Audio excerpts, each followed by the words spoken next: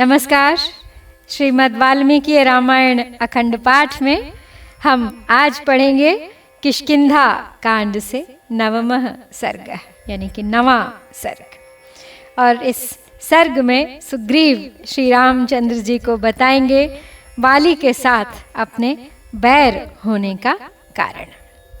तो चलिए प्रारंभ करते हैं आज का पाठ।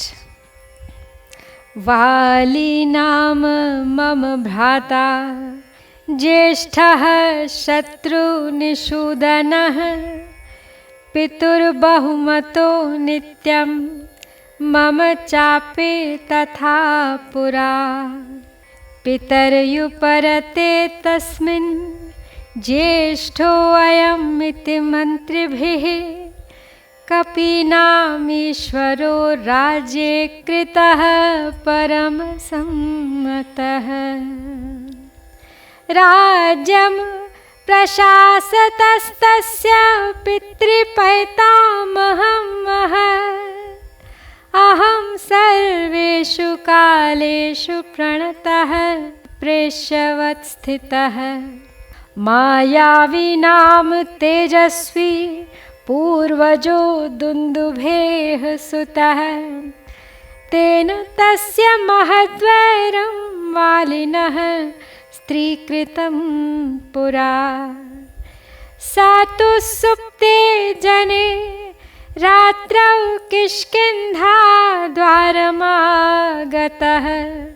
नर्दति स्म सुसंरब्धो वालिनं चाभयत् रणे।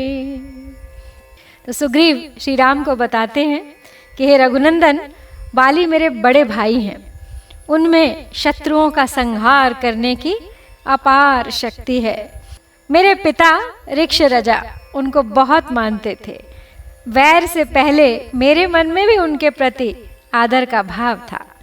फिर पिता की मृत्यु के पश्चात मंत्रियों ने उन्हें ज्येष्ठ समझकर वानरों का राजा बनाया। वे सबको बड़े प्रिय थे, इसीलिए किष्किंधा के राज्य पर प्रतिष्ठित किए गए। वे पितामहों के विशाल राज्य का शासन करने लगे और मैं हर समय विनीत भाव से दास की भांति उनकी सेवा में रहने लगा। उन्हीं दिनों मायावी नामक एक तेजस्वी दानव हुआ करता था, जो मय दानव का पुत्र था और दुंदुभि का बड़ा भाई था। उसके साथ वाली का स्त्री के कारण बहुत बड़ा वैर हो गया था। तो एक दिन आधी रात के समय जब सब लोग सो गए तो मायावी किष्किंधापुरी के दरवाजे पर आया और क्रोध से भरकर गरजने तथा वाली को युद्ध के लिए ललकारने लगा। प्रसुप्तस्तु मम भ्राता नर्दतो भैरवस्वनम् श्रुत्वा न ममृषे वाली निष्पपात जवात् तदा। सा तु वै निःसृतः क्रोधात् तं हन्तुं सुरोत्तमम् वार्यमाणस्ततः स्त्रीभिर्मया च प्रणतात्मना। सा तु निर्धूय सर्वान् नो निर्जगाम महाबलः। ततो अहम् अपि सौहार्दान्निःसृतो वालिना सह। स तु मे भ्रातरं दृष्ट्वा मां च दूरादवस्थितम् असुरो जातसन्त्रासः प्रदुद्राव तदा भृशम्। तस्मिन् द्रवति संत्रस्ते ह्यावां द्रुततरं गतौ। प्रकाशोऽपि कृतो मार्गश्चन्द्रेणोद्गच्छता तदा। तो जब आधी रात के समय वो मायावी किष्किंधापुरी के दरवाजे पर आया तो उस समय मेरे भाई वाली सो रहे थे और उसका भैरव नाद सुनकर उनकी नींद खुल गई। उनसे उस राक्षस की ललकार सही नहीं गई, अतः वे तत्काल वेगपूर्वक घर से निकल पड़े। तो जब वे क्रोध करके उस असुर को मारने के लिए निकले, उस समय मैंने तथा अंतःपुर की स्त्रियों ने पैर पकड़कर उन्हें जाने से रोका, परंतु महाबली बाली हम सबको हटाकर निकल गए। तब मैं भी स्नेहवश उनके साथ ही बाहर निकला। उस असुर ने, मायावी ने मेरे भाई को देखा तथा कुछ दूर पर खड़े हुए मेरे ऊपर भी उसकी दृष्टि पड़ी। फिर तो वह भय से थर्रा उठा और बड़े जोर से वापस भागा। उसके भयभीत होकर भागने पर हम दोनों भाइयों ने बड़ी तेजी के साथ उसका पीछा किया। उस समय उदित हुए चंद्रमा ने हमारे मार्ग को भी प्रकाशित कर दिया था। सतृणैरावृतं दुर्गम धरण्या विवरं महत् प्रविवेशासुरो वेगादावामासाद्य विष्ठितौ तं प्रविष्टं रिपुं दृष्ट्वा बिलं रोषवशं गतः मामुवाच ततो वाली वचनं क्षुभितेन्द्रियः इह तिष्ठाद्य सुग्रीव बिलद्वारे समाहितः यावदत्र प्रविश्याहं निहन्मि समरे रिपुं मया त्वेतद्वचः श्रुत्वा याचितः सपरन्तपः शापयित्वा च मां पद्भ्यां प्रविवेश बिलं ततः तस्य प्रविष्टस्य बिलं साग्रह संवत्सरो गतः स्थितस्य च बिलद्वारित्स कालो व्यत्यवर्तत। तो अब हम दोनों ने जब उसका पीछा किया तो वो हमसे डर के भागने लगा। आगे जाने पर धरती में एक बहुत बड़ा बिल था जो घास फूस से ढका हुआ था और उसमें प्रवेश करना बहुत कठिन था। लेकिन वो असुर बड़े वेग से उस बिल में, एक गुफा जैसी थी वो, वहाँ उसमें जा घुसा। हम वहाँ पहुँचकर दोनों ठहर गए। अब शत्रु को उस बिल में अंदर घुसा देख बाली के क्रोध की सीमा न रही।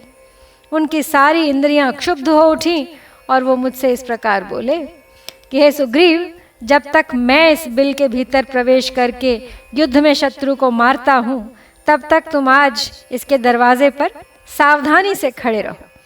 तो यह बात सुनकर मैंने शत्रुओं को संताप देने वाले अपने प्रिय भाई अग्रज बाली से स्वयं भी साथ चलने के लिए प्रार्थना की, किंतु वे अपने चरणों की सौगंध दिलाकर अकेले ही बिल में घुस गए।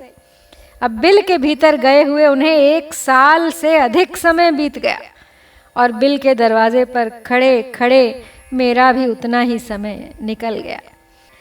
अहम तो नष्टम तम ज्ञात्वा स्नेहादागत संभ्रमः भ्रातरं न प्रपश्यामि पापशंके च मे मनः अथ दीर्घस्य कालस्य बिलात् तस्माद् विनिःसृतं सफेनं रुधिरं दृष्ट्वा ततो अहं भृश्य दुःखितः नरदतामसुराणां च ध्वनिर्मे श्रोत्रमागतः नारतस्य च संग्रामे क्रोशतोऽपि स्वनो गुरोः अहं त्ववगतो बुद्धया चिह्नैस्तैर्भ्रातरं हतं पिधाय च बिलद्वारं शिलया गिरिमात्रया शोकार्तश्चोदकं कृत्वा किष्किन्धामागतः सखे गुहमानस्य मे तत् त्वं यत्नतो मंत्रिभिः श्रुतम्। तो अब जब 1 साल हो गया और इतने दिनों तक मुझे भाई का दर्शन नहीं हुआ तो मैंने समझा कि मेरे भाई इस गुफा में ही कहीं खो गए हैं या मारे गए हैं। उस समय भ्रातृ स्नेह के कारण मेरा हृदय व्याकुल हो उठा, मेरे मन में उनके मारे जाने की शंका बलवती होने लगी। तदनंतर दीर्घकाल के पश्चात उस बिल से सहसा फेन सहित खून की धारा निकली। अब उसे देखकर तो मैं और दुखी हो गया। इतने ही में गरजते हुए असुरों की आवाज़ भी मेरे कानों में पड़ी। युद्ध में लगे हुए मेरे बड़े भाई भी गर्जना कर रहे थे, किंतु उनकी आवाज़ मैं सुन नहीं सका। इन सब चिन्हों को देखकर बुद्धि द्वारा विचार करने पर मैं इस निश्चय पर पहुंचा कि मेरे भाई मारे गए। फिर तो उस गुफा के दरवाजे पर मैंने पर्वत के समान एक पत्थर की चट्टान रख दी और उसे बंद करके भाई को जलांजलि दे शोक से व्याकुल हो उठा और किष्किंधापुरी लौट आया। तो सखे, यद्यपि मैं इस यथार्थ बात को छिपा रहा था, तथापि मंत्रियों ने यत्न करके मुझसे जान ही लिया वो सब। ततो अहम तै समागम्य समेतैरभिषेचितः राज्यं प्रशासतस्तस्य न्यायतो मम राघव आजगाम रिपुं हत्वा दानवं स तु वानरः अभिषिक्तं तु मां दृष्ट्वा क्रोधात् संरक्तलोचनः मदीयान् मन्त्रिणो बद्ध्वा परुषं वाक्यम् अब्रवीत् निग्रहे च समर्थस्य तं पापं प्रतिराघव न प्रावर्तत मे बुद्धिर्भ्रातृगौरवयन्त्रिता हत्वा शत्रुं समे भ्राता प्रविवेश पुरं तदा मानयन्स्तं महात्मानं यथावच्चाभिवादयम् उक्ताश्च नाशिषस्तेन प्रहृष्टेनान्तरात्मना नत्वा पादावहं तस्य मुकुटेनास्पृशं प्रभो अपि वाली मम क्रोधान् प्रसादं चकार सह। तो जब मैं लौट आया और मंत्रियों ने सत्य जान लिया, तब उन सब ने मिलकर मुझे राज्य पर अभिषिक्त कर दिया। तो हे रघुनंदन, मैं न्यायपूर्वक राज्य का संचालन करने लगा। इसी समय अपने शत्रुभूत उस दानव को मारकर वानर राज बाली अचानक एक दिन घर लौट आए। लौटने पर मुझे राज्य पर अभिषिक्त हुआ देख उनकी आंखें क्रोध से लाल हो गई। मेरे मंत्रियों को उन्होंने कैद कर लिया और उन्हें कठोर बातें सुनाई। हे रघुवीर, यद्यपि मैं स्वयं भी उस पापी को कैद करने में समर्थ था, तो भी भाई के प्रति गुरु भाव होने के कारण मेरी बुद्धि में ऐसा विचार आया ही नहीं। तो इस प्रकार शत्रु का वध करके मेरे भाई ने उस समय नगर में प्रवेश किया। उन महात्मा का सम्मान करते हुए मैंने तो यथोचित रूप से उनके चरणों में मस्तक भी झुकाया, फिर भी उन्होंने प्रसन्न चित्त से मुझे आशीर्वाद नहीं दिया। हे प्रभु, मैंने अपने बड़े भाई के सामने झुककर अपने मस्तक के मुकुट से उनके दोनों चरणों का स्पर्श भी किया, तो भी क्रोध के कारण वो मुझ पर प्रसन्न नहीं हुए।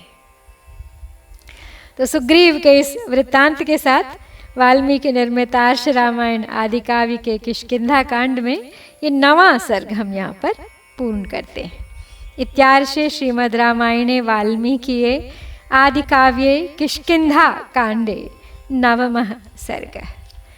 ओम श्री सीतारामचंद्राभ्यां नमः।